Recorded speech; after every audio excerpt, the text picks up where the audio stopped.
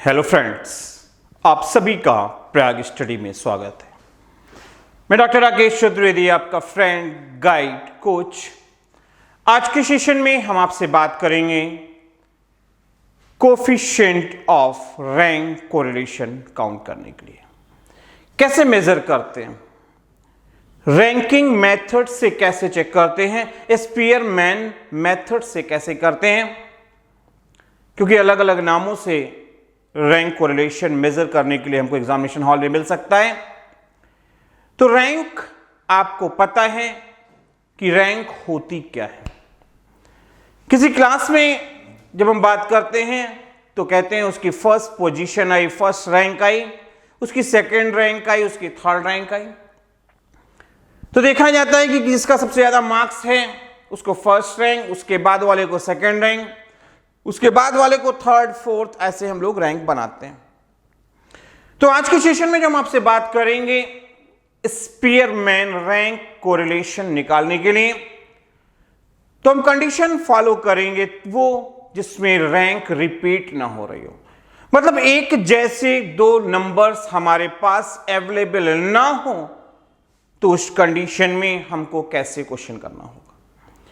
तो जब हमारे पास एक जैसे दो नंबर्स नहीं होंगे, रैंक एक जैसी दो लोगों की नहीं आएगी, तो उस कंडीशन में हमारा रैंक कोरिलेशन का फॉर्मूला होगा 1 - 6 समेशन डी स्क्वायर। डी मतलब डिफरेंस ऑफ रैंक का square upon N square -1, n number of terms.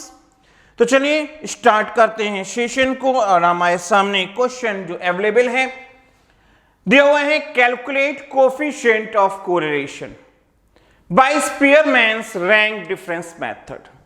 Rank method कह दे, स्पीयरमैन रैंक मेथड कह दे, कुछ भी कहे बात एक ही होगी। तो यहां दिया हुआ है मार्क्स इन इकोनॉमिक्स दिया हुआ है, तो जिसे हम x मान लेते हैं, और मार्क्स इन इंग्लिश जो दिया है उसे हम लोग यहां कह रहे हैं y का नाम दे रहे हैं। तो चलिए स्टार्ट करते हैं। तो मार्क्स इन इकोनॉमिक्स, जिसे हमने क्या कह दिया, x कह दिया हुआ था 23, 25, 24, 19, 20 और लास्ट में दिया हुआ है 26। ये दिया हुआ है, आप देखेंगे तो क्या दिया है, मार्क्स इन इंग्लिश जिसे हम लोग कह रहे हैं y दिया है 25, 26, 14, 23, 32 और लास्ट है हमारे पास 19।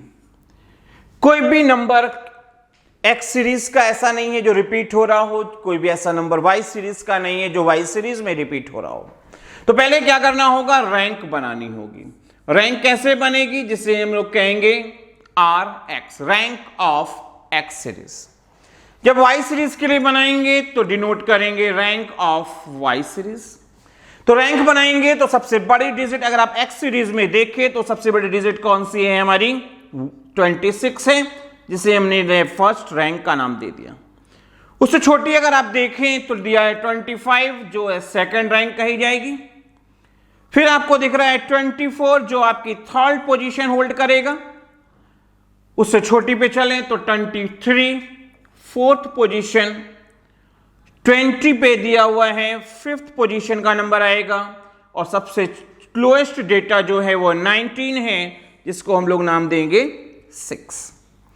अब हम Y सीरीज की रैंक मेजर कर लें अगर, तो यहां पे सबसे बड़ी डिजिट हमारी है 32, जिसे हम लोग को नाम देना होगा 1। उससे छोटी अगर देखेंगे 26 है, जो आपकी सेकेंड रैंक होगी। 25 थर्ड रैंक हो गई। 25 से छोटी देखें तो 23 दिया हुआ है, जो फोर्थ पोजीशन होल्ड करेगा। 19 पे फिफ्थ पोजीशन और 14 पे हमारी आएगी सिक्स्थ पोजीशन। तो रैंक हमने बना ली X सीरीज और Y सीरीज के लिए। अब हमको क्या करना होगा, डी काउंट करना होगा, जो निकलेगा कैसे, RX और RY करके, मतलब रैंक ऑफ X सीरीज और रैंक ऑफ Y सीरीज के डिफरेंस से निकलेगा। तो यहां पे लिखा है फोर्थ रैंक और यहां लिखा था थर्ड रैंक। 4 में से 3 गया तो क्या आया, प्लस का 1 आ गया। 2 माइनस 2 क्या आएगा आपका, 0 आ जाएगा। 3 माइनस 6 किया जाएगा क्योंकि 3 छोटा है और 6 बड़ा है तो -3। 6 में से 4 चले गए तो क्या आएंगे, +2 के आएंगे। 5 माइनस 1 किया जाए तो प्लस का डेटा आएगा और 4 आएगा, और यहां 1 माइनस 5 किया जाएगा तो माइनस का डेटा होगा और वो होगा 4। अब हमको निकालना क्या है, डी स्क्वायर निकालना है। तो चलिए डी स्क्वायर कैसे किया जाए, स्क्वायर कर ले। 1 का स्क्वायर 1, 0 का स्क्वायर 0, 3 का स्क्वायर जो -3 है वो प्लस हो जाएगा। 2 का स्क्वायर हो गया 4, 4 का स्क्वायर 16 एंड -4 का स्क्वायर भी करेंगे तो क्या आ गया, 16। तो चलिए क्या आ गया, समेशन डी स्क्वायर आपको मिल गया है। टोटल कर लेते हैं। 1 + 9 10 + 4 14 + 16 करेंगे तो कितना हो गया 30, और ये 30 में 16 ऐड होने के बाद हमारा आ जा रहा है 46 आ जा रहा है। एन हमको पहले से ही पता है। एन हमारा क्या था बेटा, आपका 1 2 3 4 5 6। एन की वैल्यू क्या थी, 6 थी। डी स्क्वायर की समेशन आ गया है 46। तो चलिए फॉर्मूले में पुटअप कर लेते हैं। तो आपको सबसे पहले कोफिशिएंट ऑफ रैंक कोरिलेशन के लिए फॉर्मूला लिखेंगे जो होगा 1 - 6 summation D square upon N square -1। तो वैल्यू पुटअप करते हैं। सबसे पहले जो दिया हुआ है 1 - 6 समेशन डी स्क्वायर की वैल्यू है 46 अपॉन एन क्या था, 6 था। एन स्क्वायर क्या होगा, 6 का स्क्वायर -1। तो करते हैं, क्या आ रहा है 1 - 46 इंटू 6 किया तो क्या आ गया 276 अपॉन 6 का स्क्वायर करेंगे 36 में से 1 चला गया, क्या बचा 35 बचा है हमारा, क्या बचा है 35 बचा है। और अब क्या आ रहा है हमारा, यहां पे अगर आप देखें तो कितना आ रहा है 35 6 210, जो क्रॉस मल्टीप्लिकेशन करेगा 210 - 276 अपॉन 210। यहां तक हो गया। जब 210 में से 276 सब्सट्रैक्ट किया जाएगा तो डेटा हमारा आएगा माइनस का, आएगा माइनस का डेटा है 66 अपॉन 210 करेंगे। और जब आप माइनस का 66 में 210 से डिवीजन करेंगे तो सबसे पहले आपको पता है कि डेट रिजल्ट आपको किस में मिलेगा, माइनस में मिलेगा। तो मिला क्या है रिजल्ट, और आप करेंगे क्या, तो हमारा आ रहा है 0.31। अप्रॉक्सीमेटली हमारा जो ये आंसर होगा वो क्या हो जाएगा 0.31। माइनस में आ रहा है -0.31। स्पीयरमैन्स मेथड से जब आप कोफिशिएंट काउंट कर रहे हैं तो हमारा आंसर आ जा रहा है -0.31। तो होपफुली आपको ये पॉइंट समझ में आए होंगे और एग्जामिनेशन हॉल में कोई डाउट अब नहीं होगी। फिर भी एक क्वेश्चन और ऐड करते हैं, प्रैक्टिस करते हैं, क्योंकि practice makes a man perfect.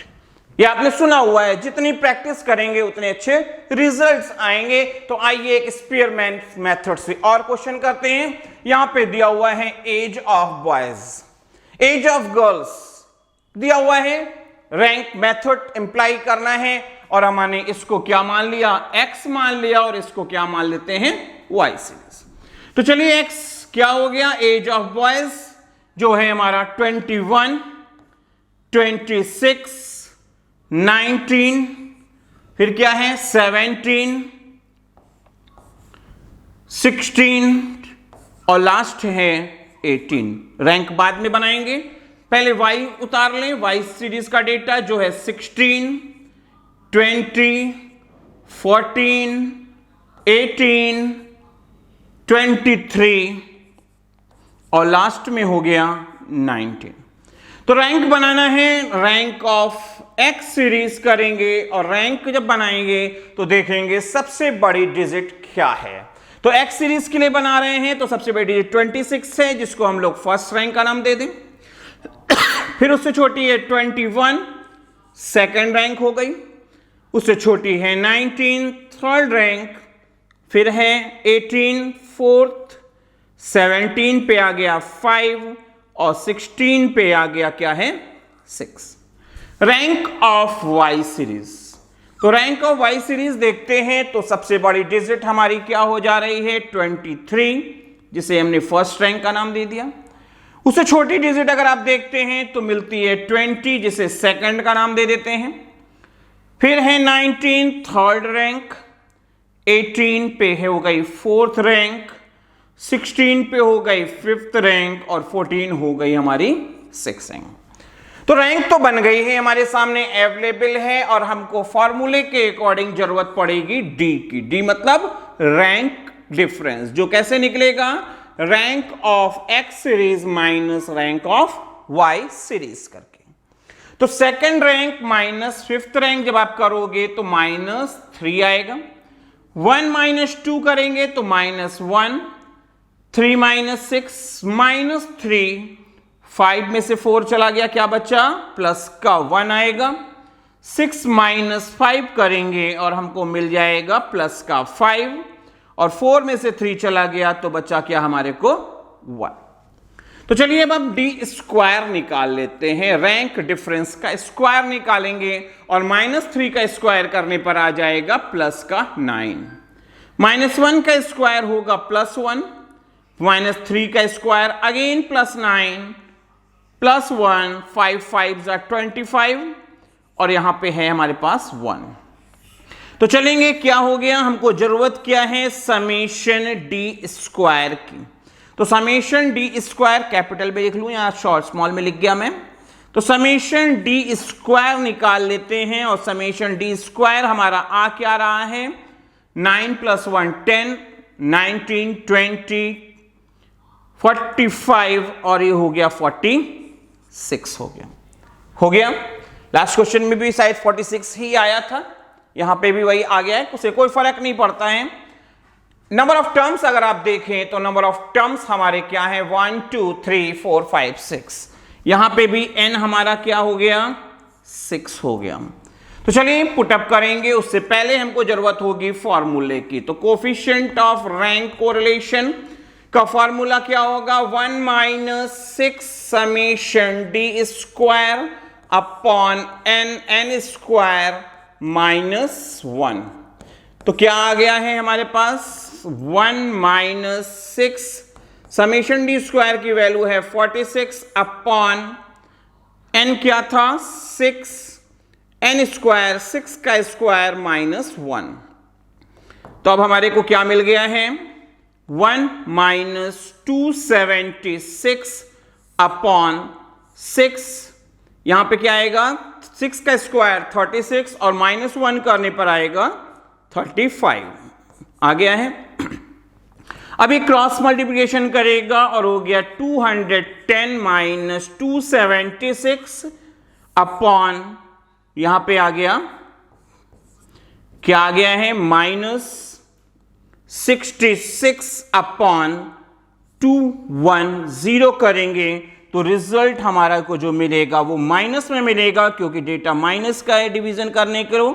तो आपका आ गया 0.31 अप्रॉक्सीमेटली। ये एग्जैक्ट डेटा नहीं आ रहा है, अप्रॉक्स डेटा है, बट आंसर 0.31 होगा। और होपफुली आपको ये पूरा सेशन अच्छे से समझ में आया होगा।